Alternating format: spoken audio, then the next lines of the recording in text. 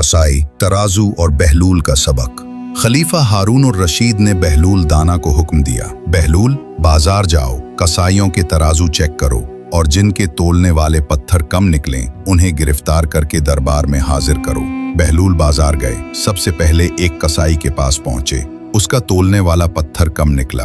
बहलूल ने नरमी से पूछा, भाई कैसे गुजर रहे हैं हालात? कसाई ने गहरी आह भरी और बोला, बहुत बुरे दिन हैं। दिल करता है कि ये गोश्त काटने वाली छुरी अपने सीने में घुसा दूं और हमेशा के लिए सो जाऊं। बहलूल आगे बढ़े और दूसरे कसाई के पास गए। उसका पत्थर भी कम निकला। बहलूल ने पूछा, तुम्हारे घर के हालात कैसे हैं? कसाई ने थके हुए लहजे में कहा, काश अल्लाह ने मुझे पैदा ही न किया होता, बहुत जिल्लत की जिंदगी गुजार रहा हूँ। फिर बहलूल तीसरे कसाई के पास पहुंचे। उसका तोलने वाला पत्थर दुरुस्त निकला। बहलूल ने मुस्कुराकर पूछा, जिंदगी कैसी गुजर रही है? कसाई ने खुशी से जवाब दिया, अल्लाह ताला का लाख लाख शुक्र है, बहुत खुश हूँ। अल्लाह ने बहुत करम किया है, औलाद नेक है, रिज्क हलाल है और जिंदगी सुकून से गुजर रही है।